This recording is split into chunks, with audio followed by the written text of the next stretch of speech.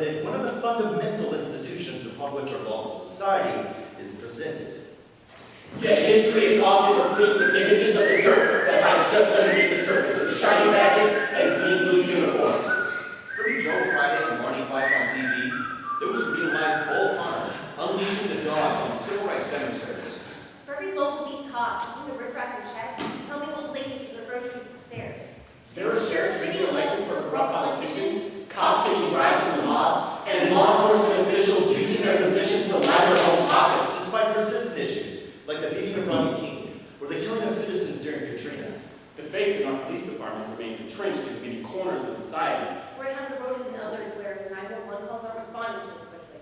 Although police corruption is from the minority, Like a rotten apple, it can spoil the bunch. Recent issues, such as the killings of citizens in Ferguson, Missouri, or the shootings of police officers in New York City, have forced us to reapprise the way in which we view those who own the state's monopoly of violence. At times, when police officers are armed with military weaponry, Can use civil forfeiture to seize people's property without trial. And shoot tear gas at journalists with the same casualness they pepper sprayed demonstrators in school. We can no longer afford the consensus-era trust that has inculcated and nurtured a culture that has abdicated its responsibilities to the tenets of the social contract that gave them our trust in the first place. The purpose of the following Reader's Theater is not to say that all cops are bad. In fact, studies show that corruption is in the minority. Instead, we will be the conduit of dialogue between citizens, police officers, and the media. We will show how those entrusted to protect can cross that blue line between society and crime, and how that can affect you. We present dirt. Can somebody get these prisoners in line? And for God's sake, line them up! Number 1, step forward, read your titles. Pros, is that a table quarter in your pocket? Are you unhappy to see me? Adrian Spikes. An undercover reporting from the Department of Homeland Security. Interviews with police officers from Detroit, Los Angeles, New York, and Arizona. Thank you, number 2! Drama, documentary, on the ground forgiveness by Robert Lattimore, police brutality by Dave Chappelle, and how Nazis your ass kicked by the police by Chris Ross. Thank you, number 3!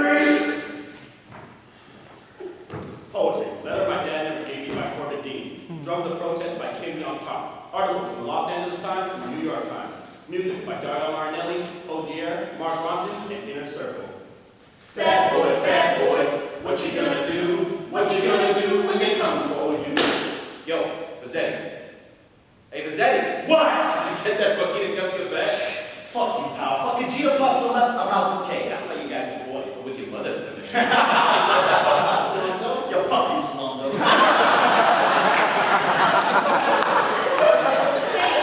Hey, oh, it's the shining of an example for the rest of us. AGM boys. What you do now, Spikes? I'm kissing the whole hotel at 34. Oh yeah, they got you on the third page. Christ, like, she's trying to stop that officer from hitting that asshole weekly. Yeah. Come on, you guys, just pull the docket today, alright? Whatever, you fucking twat. Alright, the XO was in here the other day, right? The XO's a command officer. The XO was in here the other day, right? He laid down some numbers. I don't want to be quoted for next on these numbers, so I'm just kind of out saying, okay? Looks like it needs 1 cell phone, 2 parole violators, 3 drug busts, and any cats will give you guys that. Hey, Lieutenant. Hey, you watch the Annex on Sunday? Are you fucking kidding me, Salonzo? Shut the fuck up. And you go for Banty. Go for Banty more than 2 or 3 people, right? And you go for Banty. And you grab them, you bring them in, and you throw them in a cell, you run them once, all right? You're on a foot patrol today, okay? You're all on foot patrol today, okay? Grab those guys, bring them in, and let you sit there and walk, all right? Hey, Spikes. Hey, your husband got a problem with your name out here in the boys' locker room? Huh? You tell him about it in the morning meetings? Yeah, she ain't gonna see shit. All right, boys, we got numbers to run. Oh! Hey, What's this? that's mine. The fuck, okay? Put up You fucking non-Spikes! It was recordable, alright? Unless it's not by accident after the interview. You have evidence on the right, man. I wasn't fucking recording, alright? You bet your fucking ass you won't record the Spikes. I used to think I was a good person. Used to think I'd protect the innocent, bring the guilty to justice. But in 2007, my partner and I framed an innocent man. It was a routine traffic stop. Flicked on the lights, pulled over a dark-skinned man in his 50s. My partner hops out of the vehicle, asks him for his paperwork, and tells me to reach into our center glove compartment. Why? Don't ask stupid questions, rookie. Just do what I say. So I reached into her center glove compartment, and I pulled out an eighth of cocaine in a little white Ziploc bag. What's that for? What did I just say? My partner walks to the back of the man's 92 Chevy pickup, tosses it inside. Get out! Out of the car, hands up! Dispatch, we got code 8, suspected vehicle narcotics, going to go ahead and request backup code 1029C. Code 829C, copy. Sir, that isn't mine. Shut up! Get out of the way! Sir, my hand is rubber. That isn't mine. We proceeded to arrest Oscar Villanueva, a 54-year-old Cuban immigrant headed home from his job clearing dishes at a local Cuban restaurant. Mr. Villanueva was charged with trafficking narcotics. His sentence? 14 years in a level 3 correctional facility in Miami, Florida. 4 days after his incarceration, Mr. Villanueva was stabbed to death.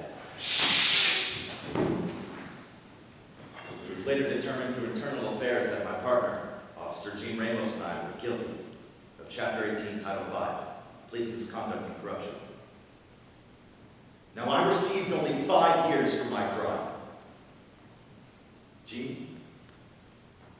Well, Gene shot himself the day before his arraignment. No, Oscar Villanueva left behind a 24-year-old son named Isaac. I was released only 5 years later on January 18th, 2014. That's where this story begins. You see, I hired a friend, private investigator, to help me find Isaac. I just want to talk. According to the New York Times, the term pig is synonymous with humorous lens on police officers' eating habits. Humor, however, isn't synonymous with food these days.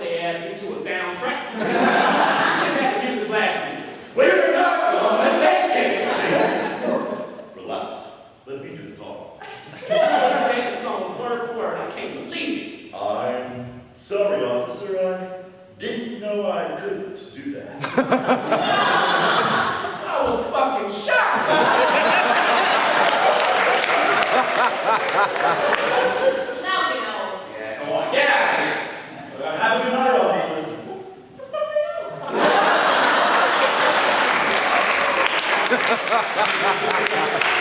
What, Dave, the hell's wrong with you? I couldn't do that. It's funny. Because I did know.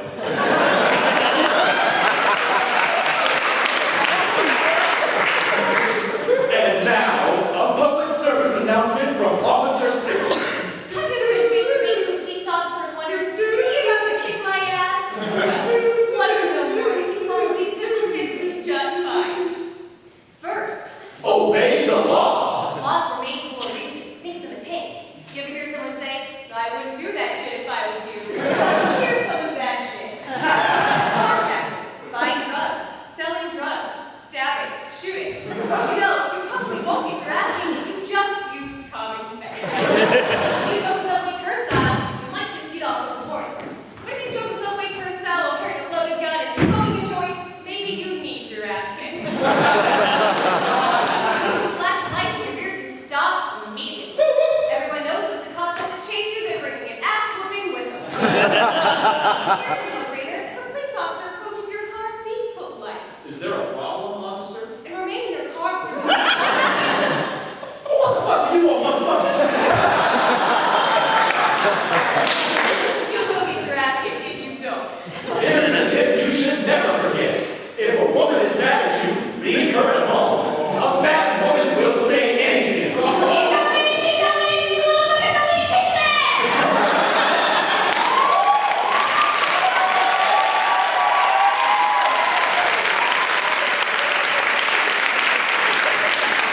Let's review. Obey the law. Use common sense. Stop immediately. Be polite and don't ride with a mad woman. If you follow these simple rules, You probably won't get your ass kicked by the police. Bad boys, what you gonna do? What you gonna do when they come for you? Well, it was tough trying to locate him, but I found Isaac. He's married to a one, Carol Roberts. Listen, they have a newborn. His name is Oscar. Isaac is also undocumented. That's about the I figured. Did you get their address? Phone number? Yeah, I did. But I have to ask you, What? why are you doing this? I don't know, I just... You know I'm your friend, okay? Yeah. But think about it. This could be bad. Okay, I'm not sure he wants to meet the officer who Had his father killed? I'm just saying. You got the information. Maybe a letter would suffice? 3 hours later, we arrived at the doorstep of the late Mr. Villaware's son. You're right, we should definitely try that sometime. Hi. Can I help you? Yeah, I was wondering if Isaac's home? What's with the camera? Isaac, some people are here to see you. Huh? Who's at the door?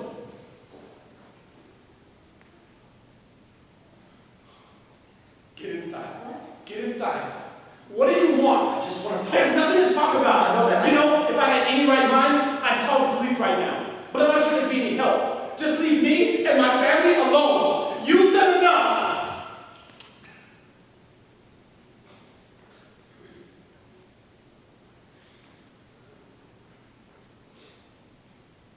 According to a 2015 edition from the Journal of Psychiatric Medicine, the majority of police officers who are corrupt typically experience a darker perspective of the world around them. Violence and death on a daily basis are high contributors to an unstable mind within the police force. Yes, I am a police officer. But I'm not going to help you become one. Do you think my job is fun? Then you really need to know. That every single cop becomes an asshole. I didn't start out this way. I embraced the academy and joined my new dark blue family. Like the infantry of wide-eyed wannabe soldiers, we cut our hair and clear into the sun. We were all over anxious to charge at the academy like scrubbing homeless and sanitize the streets. I absorbed the acidic smell that splashed me like gasoline. I might be scrubbing, but I can never quite get clean. Consider my latest conversation with Garrett. snack feed. Daryl calls at 2 in the morning claims some girl took a tennis racket to his 3-year-old boy. Damn it, Daryl, it's better be your dope talking. Daryl went with my partner while I walked to a nearby alley. When I came to the sewer, I dropped my light so I don't think anyone saw me. I reached into the drain, and touched the torn, rotted flesh of a beautiful woman.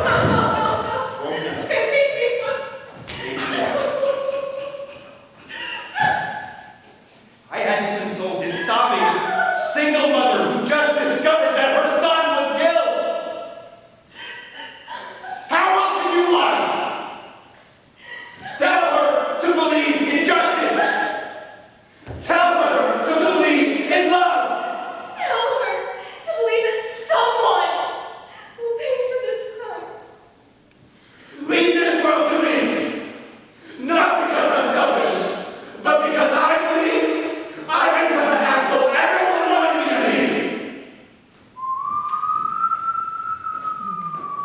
Hello? Hey, you going to IF or the DA with this bullshit? Look, I'm not going anywhere, all right? It's a misunderstanding. All right, Spice. I'm gonna need your activity log. I know you're trying to report what you think's going wrong in the precinct. Yeah, I'll shoot you right now, you fucking knock. Look, I didn't do anything, all right? You're the fuckers who grabbed my ass and played on like your little sister. Go fuck yourself. That's what this is about? Hey, Spice, look out your window. What? Adrian Spikes, police department, buddy, open up. We see your hands. For what? Hey, you alright? Yeah, I'm fine. Hi, Adrian. Everyone's worried about you. Who's worried about me? Come on, Adrian. Haven't you heard us knocking on this door for the past 2 hours now? Why would I expect anyone to be at my door? I'm not sure, Adrian.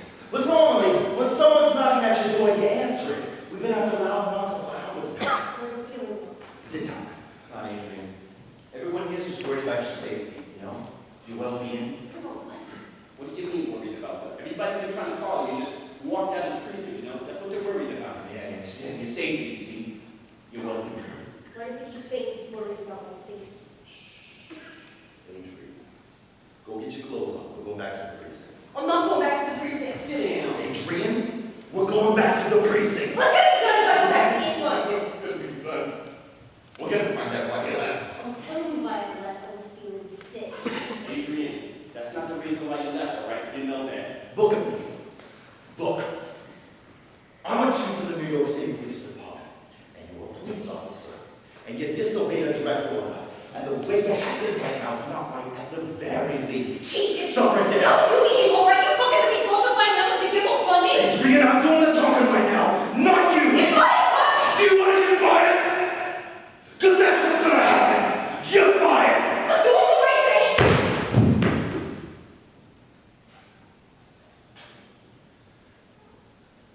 Fuck you, Spikes. I'll see you in court. It was later determined by the Internal Affairs Division of the 81st Precinct of New York that 3 police officers unlawfully attacked and nearly killed a fellow officer, Adrian Spikes. The 3 currently await trial set for June 14, 2017. The case was never released to the public.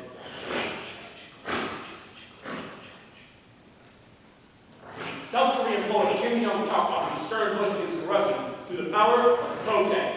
The drums of protest begin with a single flame. We begin the latest today with the Darren Wilson murder in St. Louis, Missouri. Friday, the protesting continue over a fatal shooting that left 18-year-old Michael Brown dead.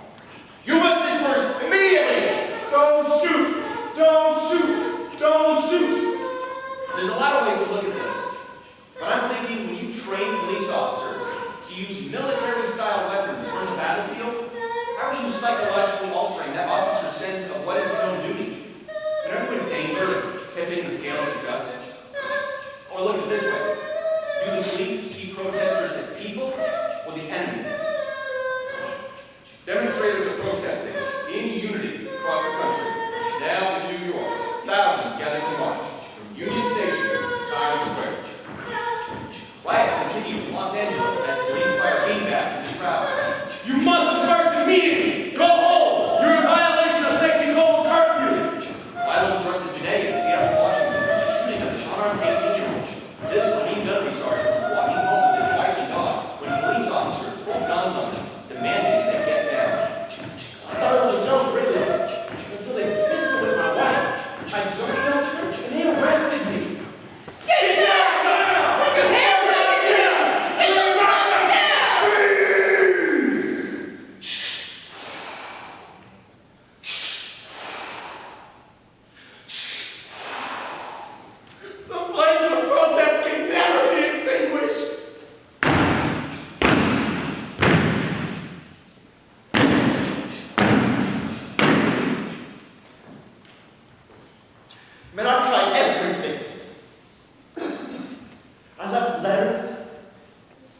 voicemails, I'm trying everything.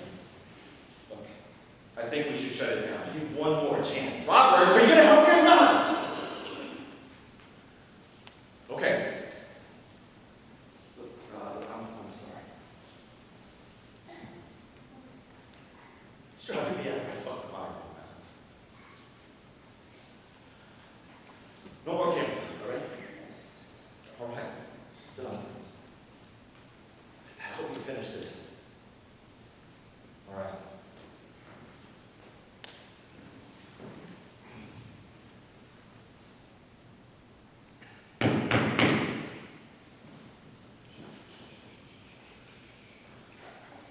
What do you want?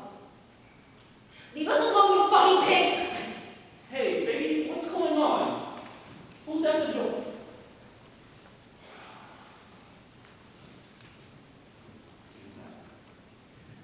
Call the police.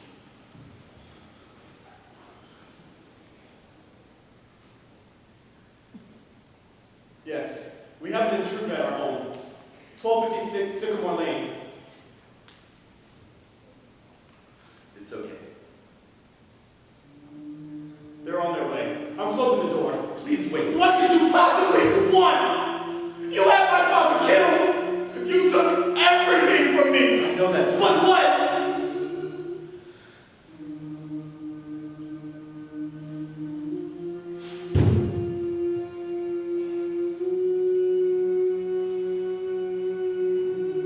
I'm sorry.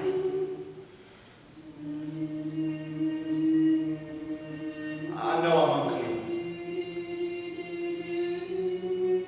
I'm ashamed.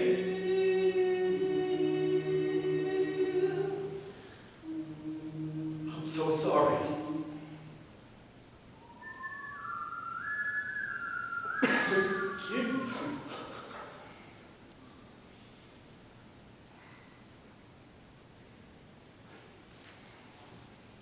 On December 20th, 2014, two police officers, Wen Jinlu and Raphael Ramos, were shot and killed by Ismail Renzi in retaliation for the deaths of Eric Garner and Mike Brown. Most of the country denounced the act of violence. And yet a cyclical clock began to spin that once again splintered support for who is involved, protesters or the police. But perhaps comedian Jon Stewart said it best.